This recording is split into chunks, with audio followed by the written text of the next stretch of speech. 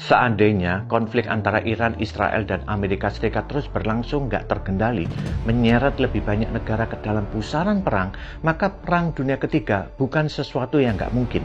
Dan tentunya kita nggak berharap ini terjadi. Tapi seandainya pun terjadi, lantas kita bisa buat apa? Ayo kita lihat satu kebenaran penting sebagai bekal buat orang percaya. Teksnya di Ibrani 12 ayat 28. Jadi, karena kita menerima kerajaan yang tidak terguncangkan, marilah kita mengucap syukur dan beribadah kepada Allah menurut cara yang berkenan kepadanya dengan hormat dan takut.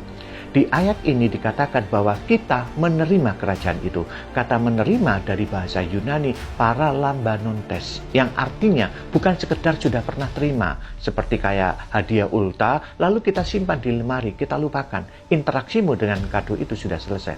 Tapi kata menerima di sini bentuknya, grammarnya present continuous, artinya kita sedang terus-menerus menerima kerajaan itu setiap detik, setiap hembusan nafas. Bukan nunggu dunia kiamat baru masuk.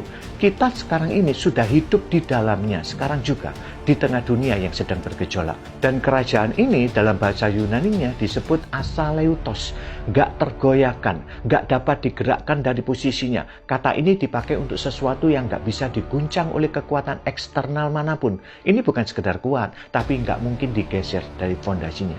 Kenapa begitu kuat? Karena bukan dibangun di atas perjanjian diplomatik yang rapuh, bukan di atas kekuatan militer yang bisa kalah, atau ekonomi yang bisa ambruk besok pagi. Fondasinya adalah salib dan kebangkitan Yesus yang sekaligus menjadi deklarasi paling tegas. Nggak ada kekuatan di alam semesta ini yang bisa membatalkan pemerintahan Kristus.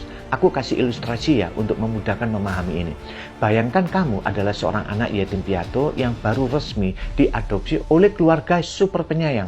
Akta adopsinya sudah ditandatangani, statusmu sah 100% sebagai anak mereka. Tapi setiap hari kamu mesti harus belajar dipeluk, dilindungi, dipanggil nak, dan merasakan identitas baru itu secara bertahap. Statusnya sudah fix, tapi pengalaman hidup sebagai anak itu sedang berlangsung terus-menerus. Nah, itulah kita sekarang. Secara hukum rohani, kita sudah dipindahkan ke kerajaannya. Baca Kolose 1 ayat 13. Tapi secara fisik kita masih jalan di dunia yang lagi berguncang hebat. Tapi status dan posisi kita gak berubah sedikit pun. Jadi kalau suhu geopolitik makin membara dan orang-orang mulai khawatir, ingat posisi kita. Kita ada di dalam kerajaan yang gak bisa diguncang. Dunia ini rapuh dan gampang retak, tapi pemerintahan Kristus gak pernah tergeserkan. Rajamu tetap memerintah dengan penuh kuasa. Engkau tetap berada di dalam kerajaan kekal yang gak terguncangkan. Amin.